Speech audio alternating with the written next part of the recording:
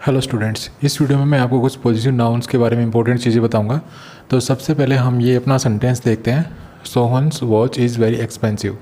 तो इस सेंटेंस में ये जो इज़ वेरी एक्सपेंसिव, ये जो है इसका प्रेडिकेट है। ठीक है, ये इसका प्रेडिकेट है, इस सेंटेंस का ये प्रेडिकेट है, इज़ वेरी एक्सपेंसिव। अब हम अगर सब्जेक्ट की बात करें सेंटेंस में, तो सब्जेक्ट आप किसको कहेंगे, क्योंकि इससे इस प्रेडिकेट से पहले तो दो नाउन लिखे हुए हैं, एक तो सोहन और एक वॉच। तो इस प्रेडिकेट का जो सब्जेक्ट होगा वो ये देखते हैं कि एक्सपेंसिव क्या होगा। ठीक है, इसमें इस सेंटेंस में कहा गया है कि कुछ एक्सपेंसिव है, तो क्या एक्सपेंसिव है। अब सोहन तो एक्सपेंसिव होने से रहा, इसका मतलब वॉच ही एक्सपेंसिव होगी, तो यहाँ पे वॉच के बारे में बताया गया कि वॉच इज़ एक्सपेंसिव। ठीक है, तो ये इस सेंटेंस का रियल में सब्जेक्ट है। ओके, अब ये सोहन क्या है, तो सोहन यहाँ पे ये बताने के लिए लिखा गया है कि ये वॉच जो है ये किसकी है। ठीक है, इस वॉच का ओनर कौन है, तो ये यहाँ पे पोजीशन हो गया। ठीक है, और जिसके साथ इसका पोजीशन शो किया गया है वो सोहन है, अर्थात सोहन इस घड़ी का मालिक है, अर्थात ये सोहन की घड़ी है। ठीक है, तो सोहन की घड़ी बहुत ही एक्सपेंसिव है। तो इस केस में ये तो हो गया पोजीशन, और जिसके साथ इसका पोजीशन है, मतलब जो इसका ओनर है, उसको हम लिखेंगे पॉजिटिव केस में। तो इसलिए आप इस नाउन को देख पा रहे हैं कि ये पॉजिटिव केस में लिखा हुआ है। जब भी हम किसी नाउन को पॉजिटिव केस में लिखते हैं तो उसके साथ हम अपोस्ट्रोफी एस लगाते हैं। ठीक है, तो जब कोई नाउन हो पॉजिटिव, जब मान लीजिए ये नाउन है और ये नाउन है, और इस नाउन का, इन दोनों नाउन्स का आपस में कोई रिलेशन है। ठीक है, ये एक पोजीशन है। ठीक है, मतलब ये कोई वस्तु है, ये कोई पोजीशन है, और ये नाउन जो है इसका ओनर है, मतलब ये जो वस्तु है, ये जो ऑब्जेक्ट है, ये इसका है। ठीक है, तो इसको हम पॉजिटिव केस में लिखते हैं। तो जब हम किसी नाउन को पॉजिटिव केस में लिखते हैं तो कब लिखते हैं, सबसे पहले तो ये बात ये आती है। तो पॉजिटिव केस में कोई भी नाउन हम तब लिखते हैं जब हमें उस नाउन का रिलेशन या पोजीशन शो करना हो। तो हम यहाँ पे सोहन का पोजीशन शो कर रहे हैं कि सोहन का पोजीशन क्या है, सोहन का पोजीशन ये वॉच है। ठीक है, तो इसलिए यहाँ पे इसको पॉजिटिव केस में लिखा गया है। तो उसी नाउन को पॉजिटिव केस में लिखा जाता है जिस नाउन का हम पोजीशन शो करना चाहते हो, पोजीशन को दिखाना चाहते हो। अब दूसरी बात ये आती है कि जब भी किसी नाउन को पॉजिटिव केस में लिखते हैं तो ये सबसे पहली बात तो ये हुज का आंसर होता है। ठीक है, ये हुज का आंसर होता है, मीन्स सोहन्स वॉच का मतलब क्या हुआ कि हुज वॉच, तो whose watch means Sohan's watch. ठीक है, तो ये हुज का आंसर मिलेगा। दूसरा, ये यहाँ पे ये जो सोहन जो नाउन है यहाँ पे, ये ना तो इस सेंटेंस का सब्जेक्ट है ना इसका ऑब्जेक्ट है। तो जो भी जो नाउन्स होते हैं वो जो पॉजिटिव केस में लिखे हुए होते हैं, वो किसी भी सेंटेंस में कोई भी सब्जेक्ट या ऑब्जेक्ट कुछ नहीं होते हैं। ठीक है, वो सिर्फ उस जो पॉजिटिव केस में नाउन लिखा हुआ होता है और उसके बाद जो नाउन होता है, ठीक है, या किसी सेंटेंस में और जगह है, मतलब कोई नाउन लिखा हुआ होगा, उसके साथ उसका पोजीशन या रिलेशन स्थापित किया हुआ मिलेगा। तो पॉजिटिव केस का यूज हम तब करते हैं जब हम किसी दूसरे नाउन से उसका पोजीशन शो करना चाहते हो या कोई रिलेशन शो करना चाहते हो। ठीक है, जैसे इस सेंटेंस में देखिए, Sohan sister is very intelligent. अब ये इंटेलिजेंट कौन है, सोहन है कि सिस्टर है, तो जाहिर सी बात है सिस्टर इंटेलिजेंट है। अब इसका रिलेशन किससे स्थापित किया गया है, सिस्टर का रिलेशन किससे स्थापित किया गया है, सोहन से, कि ये सोहन की बहन है। ठीक है, तो जिससे इसका रिलेशन स्थापित किया गया है, जिससे इसका पोजीशन स्थापित किया गया है, तो वो जो नाउन है वो हम पॉजिटिव केस में लिखते हैं। तो यहाँ पे सोहन को पॉजिटिव केस में लिखा गया है। ठीक है, तो वास्तव में जो सब्जेक्ट है वो भी यहाँ पे भी ये सिस्टर है और ये सोहन है, ये पॉजिटिव केस में लिखा हुआ है। तो ये इस सेंटेंस का ना सब्जेक्ट है ना ऑब्जेक्ट है। ठीक है, अगली जो बात इंपॉर्टेंट है वो ये है कि अब अगर मान लीजिए ये सब्जेक्ट है तो फिर ये है क्या। ठीक है, जो भी नाउन हम पॉजिटिव केस में लिखते हैं वो होता क्या है। तो जो भी नाउन हम पॉजिटिव केस में लिखते हैं वो एक डिटर्मिनर का काम करता है। तो यहाँ पे ये डिटर्मिनर है। ठीक है, अब हमें ये तो पता चल गया है कि हम पॉजिटिव नाउन का यूज़ कब करते हैं। तो पॉजिटिव नाउन का यूज हम तब करते हैं जब हमें उस नाउन का किसी दूसरे नाउन से रिलेशन या पोजीशन शो करना हो। तो जब भी हम किसी नाउन को पॉजिटिव केस में लिखते हैं तो क्या हम हमेशा ही अपोस्ट्रोफी एस लगाते हैं। अब प्रश्न ये उठता है, तो ऐसा हम नहीं करते हैं। ठीक है, पहले तो एक बार देख लेते हैं कि इसका रूल क्या है, मतलब जिस नाउन को हम पॉजिटिव केस में दिखाना चाहते हो उसको हम ये हमेशा अपोस्ट्रोफी एस लिखेंगे या कुछ और बदलाव करेंगे। तो इन एग्जांपल्स पे आते हैं। अब इनमें देखते हैं। देखिए यहाँ पे लिखा हुआ है माई फादर्स कार। अब यहाँ पे कार पोजीशन हो गया, किसकी कार है, फादर की। ठीक है, तो फादर को पॉजिटिव केस में लिख दिया। अब यहाँ पे देखिए माई पेरेंट्स हाउस, अब ये पोजीशन हो गया, किसका घर है, पेरेंट्स का। ठीक है, तो ये पॉजिटिव केस में हो गया। अब एक बात यहाँ पे डिफरेंस देख रहे होंगे कि इसके यहाँ पे जो फादर का पॉजिटिव केस बनाया गया है तो इसके साथ अपोस्ट्रोफी और एस लगाया गया है, मीन्स ये अपोस्ट्रोफी और इसके बाद एस, ठीक है, ये लगाया गया है। लेकिन यहाँ पे पेरेंट्स के बाद अपोस्ट्रोफी तो लगा दिया गया है लेकिन एस नहीं लगाया गया है। अब इसकी वजह क्या है? इसकी वजह देखिए, कोई वर्ड है, मान लीजिए कोई भी नाउन है, जैसे आप पेरेंट्स ही ले लीजिए, ठीक है। अगर आप किसी ऐसे नाउन का पॉजिटिव केस बना रहे हैं जिसके लास्ट में एस आ रहा है और वो एस सै की साउंड दे रहा है, ठीक है, हिसिंग साउंड दे रहा है या फिर सै की साउंड दे रहा है, तो उसका जो आप अपोस्ट्रोफी लगा के पॉजिटिव केस बनाना चाहेंगे तो उसके साथ आप केवल अपोस्ट्रोफी लगा देंगे, आपको एस नहीं लगाना है, ठीक है। सबसे पहली चीज़ तो ये है। तो यहाँ पे इसी वजह से ये अपोस्ट्रोफी तो लगा दिया है लेकिन एस नहीं लगा है, क्योंकि ये प्लूरल है, पेरेंट का प्लूरल है। तो जो भी प्लूरल नाउन्स, देखिए एस कब मिलेगा आपको, किस नाउन के साथ एस लगा हुआ मिलेगा, एस या एस किसके साथ मिलेगा, उसी नाउन के साथ मिलेगा जो नाउन प्लूरल होगा, ठीक है। या कोई नेम हो सकता है, जैसे किट्स हो गया, जॉन किट्स पोइट का नाम है, डिकन्स हो गया, ठीक है। तो डिकन्स कौन है? ये एक नॉवलिस्ट है।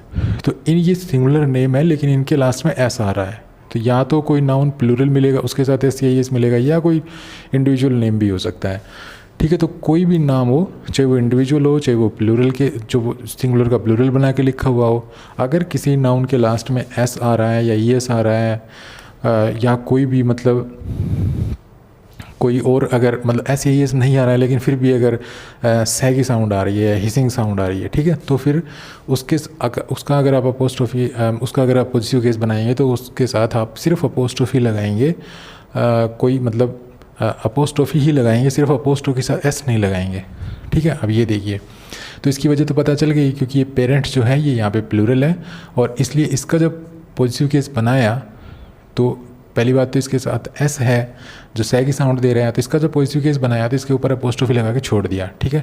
अब ये देखिए चिल्ड्रंस रूम, अब ये रूम पोजीशन हो गया, किसका रूम है? चिल्ड्रन का, तो चिल्ड्रन के ऊपर अपोस्ट्रोफी एस लगाया गया है, ठीक है। ये इसकी वजह ये है, देखिए ये भी प्लूरल था, पेरेंट्स भी प्लूरल था और चिल्ड्रन भी प्लूरल है, लेकिन ऊपर वाला जो है मतलब ये जो वर्ड है पेरेंट्स, ये प्लूरल है, इसमें एस लगा हुआ है, जो जब उसका उच्चारण करते हैं तो सै साउंड आती है पेरेंट्स, ठीक है। लेकिन ये जो है चिल्ड्रन, इसमें कोई सै साउंड या हिसिंग साउंड कुछ नहीं आ रही है। तो आपको ये नहीं देखना है कि प्लूरल नाउन है तो अपोस्ट्रोफी लगा दिया, एस को छोड़ दिया, ऐसा नहीं है। नाउन चाहे सिंगुलर हो कि प्लूरल हो, आपको सिर्फ लास्ट में एस देखना है, क्या वो एस सै की साउंड दे रहा है या हिसिंग साउंड तो नहीं है कोई लास्ट में, ठीक है। तो अगर सै या हिसिंग साउंड है तो वहाँ पे फिर आपको सिर्फ अपोस्ट्रोफी लगाना है।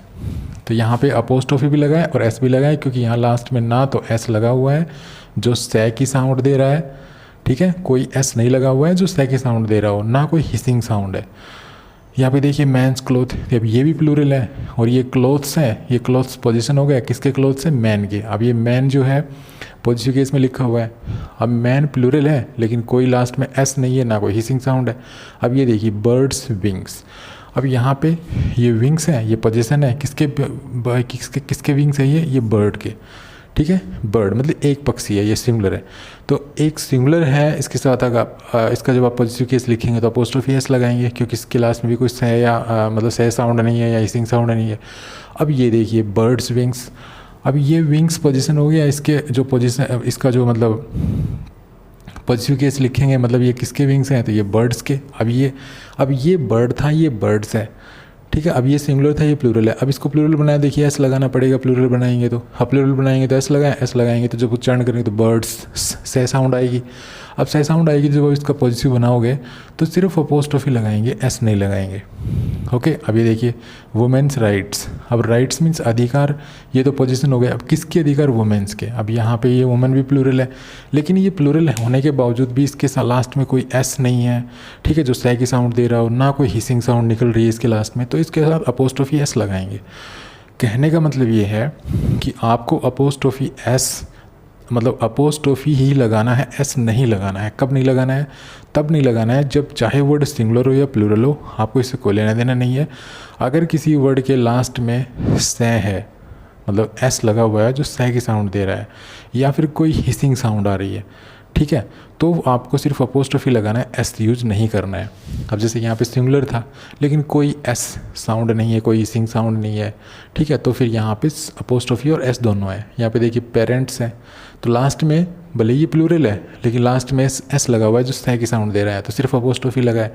ये देखिए प्लूरल है, ठीक है, प्लूरल है लेकिन लास्ट में कोई एस साउंड नहीं है, मतलब सह नहीं है, जो एस नहीं है जो सह की साउंड दे रहा हो, या कोई हिसिंग साउंड नहीं है, तो अपोस्ट्रोफी एस लगा है। अब प्लूरल ये भी है, प्लूरल ये भी है, ठीक है, ऐसा नहीं है कि एक ही नियम बना लो। अब प्लूरल दोनों प्लूरल हैं लेकिन उसमें अपोस्ट्रोफी लगाया हुआ है, इसमें अपोस्ट्रोफी के साथ एस भी लगाया हुआ है। वजह यही है कि इसमें सह साउंड है लास्ट में, इसमें कोई सह साउंड नहीं है, ठीक है। यहाँ पे ये भी प्लूरल है, ये भी प्लूरल है, ये भी प्लूरल है।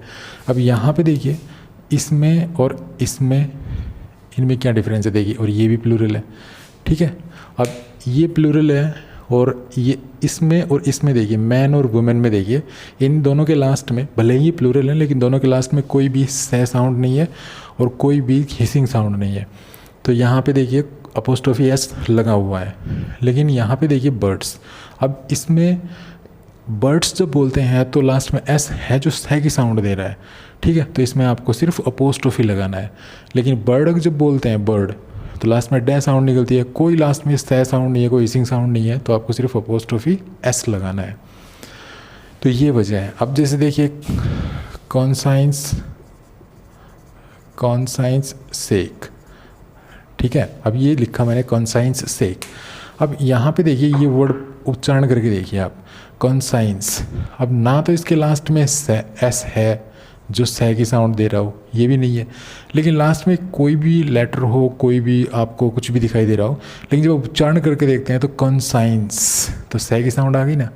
अब सह की साउंड आ गई तो हमें ये अपोस्ट्रोफी एस नहीं लगाना है, मतलब एस नहीं लगाना है, सिर्फ अपोस्ट्रोफी लगाना है, ठीक है, कॉन्साइंस सेक।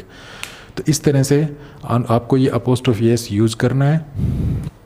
दूसरा एक इम्पोर्टेंट चीज़ आपको यहाँ पे आगे काम आएगी, नेक्स्ट वीडियो में आपको और इसको डिटेल में बताऊँगा, वो ये है कि यहाँ पे जो ये माई है, ठीक है, ये माई है, ये दा है, ठीक है, ये जो चीज़ें हैं ये इस कार के साथ नहीं है, ठीक है, ये इस कार के साथ नहीं है, ये सिर्फ जो माई है वो फादर के साथ है, ये पेरेंट्स के साथ है, ये चिल्ड्रंस के साथ है, ठीक है।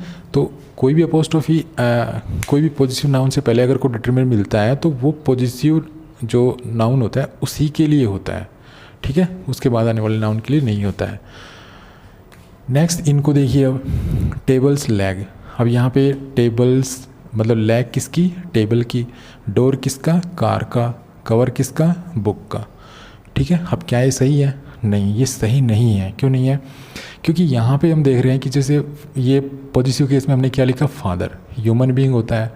अब ये पॉजिटिव केस में हमने क्या लिखा, पेरेंट्स, ह्यूमन बीइंग्स होते हैं, चिल्ड्रन भी ह्यूमन बीइंग्स होते हैं, मैन भी ह्यूमन बीइंग्स होते हैं, बर्ड्स भी जो है लिविंग होते हैं, ठीक है, इनमें भी जान होती है, ये भी जान होती है, बर्ड्स प्लूरल है, वुमेन भी, ये भी लिविंग, ये भी ह्यूमन बीइंग्स है, मतलब लिविंग।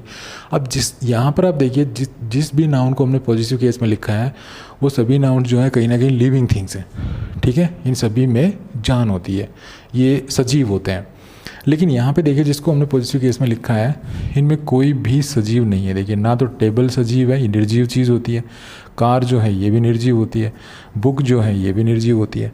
तो जो भी नॉन लिविंग थिंग्स होती हैं उनको जब आप पॉजिटिव केस में लिखेंगे, उनका जब आप पॉजिटिव केस बनाएंगे तो उनके साथ आप अपोस्ट्रोफी एस नहीं लगाएंगे, ठीक है। तो फिर आप इनको कैसे लिख पाएंगे?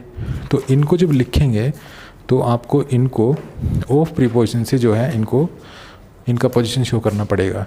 जैसे अब अगर आप इसको लिखेंगे तो ये लिखेंगे आप the leg of the table, ठीक है। इसी प्रकार से इसको लिखेंगे the door of the car. अब इसको लिखेंगे the cover of the book, okay. तो इस तरह से हमें ये भी ध्यान रखना है कि अगर हम किसी ऐसे नाउन का पोजीशन शो करना चाहते हैं जो नॉन लिविंग थिंग है तो उसका पोजीशन शो करने के लिए आपको ऑफ प्रीपोजिशन का सहारा लेना पड़ेगा। मतलब आप इसको ऐसे नहीं लिखेंगे टेबल्स लैग को लिखना पड़ेगा the lag of the table, cars door का लिखना पड़ेगा the door of the car, books cover को लिखना पड़ेगा the cover of the book. अब यहाँ पे आ जाइए, मान लीजिए कोई बड़ी फ्रेज है, ठीक है, कोई फ्रेज है मान लीजिए, और उसका आप पोजीशन शो करना चाहते हैं। जैसे the man next doors wife, मतलब ये तो हो गया पोजीशन, ठीक है। अब किसकी वाइफ है ये, हुज वाइफ। अब देखिए कितना बड़ा लिखा हुआ है, वो आदमी जो बगल वाले घर में रहता है उसकी वाइफ।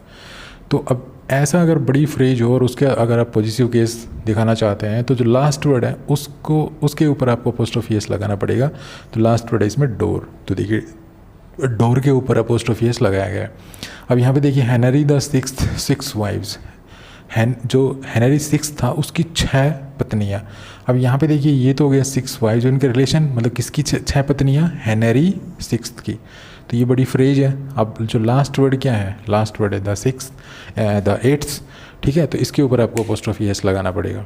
अब यहाँ पे आ जाइए, अगर हम लिखें सोहन एंड मोहन्स बुक, अब देखिए यहाँ पे सोहन एंड मोहन दो नाउन से जो एंड से जो है कनेक्ट किए गए हैं।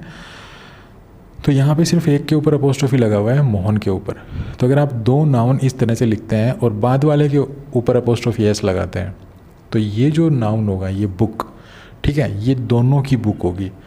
मतलब ये जो बुक है ये मोहन की भी है और यही बुक सोहन की भी है, ठीक है। मतलब इसके 2 ओनर हैं इस बुक के, एक तो मोहन और एक सोहन। अब नेक्स्ट देखिए, अब इसमें सोहन्स एंड मोहन्स, इसमें क्या हो रहा है कि जो सोहन है इसके ऊपर भी अपोस्ट्रोफी है, इसमें मोहन है इसके ऊपर भी अपोस्ट्रोफी है, और इसके बाद ये बुक्स लिखा हुआ है। अब इसकी क्या कहानी है, इसका क्या मीनिंग है, इसकी कहानी देखिए क्या है कि ये जो बुक्स हैं ये एक से ज़्यादा है पहली बात तो, और ये मोहन की, ये जो बुक्स हैं ये मोहन की बुक अलग है और सोहन की बुक अलग है, ठीक है। इसमें जो पोजीशन है वो सेपरेट पोजीशन है, मतलब सोहन की बुक अलग है मोहन की बुक अलग है और दोनों बुक्स लिखी हुई है यहाँ पे। जब आप ऐसे लिखते हैं तो ये नाउन प्लूरल बन जाता है, और ऐसे लिखेंगे तो क्योंकि एक ही बुक है तो यहाँ पे ये सिंगुलर भी हो सकता है प्लूरल भी हो सकता है, क्योंकि यहाँ पे हम बुक्स भी लिख सकते हैं जैसे सोहन एंड मोहन बुक्स, मतलब बुक्स एक ही होंगी और उन्हीं बुक्स पर जो मतलब ओनर होगा वो दोनों होंगे। ये भी ओनर होगा, यहाँ पे लिखोगे उसका, ये भी ओनर होगा उसका। लेकिन यहाँ पे जो लिखा हुआ है ऐसे अगर लिखेंगे तो मतलब इसमें कुछ बुक्स तो हैं सोहन की हैं और कुछ बुक्स मोहन की है, मतलब ये जो बुक्स हैं ये सेपरेट पोजिशन में है, सोहन की अलग है मोहन की अलग है। तो इस तरह से पॉजिटिव केस हम यूज़ करते हैं। नेक्स्ट वीडियो में फिर मिलेंगे, तब तक के लिए bye. Thanks for watching this video, happy learning, bye bye.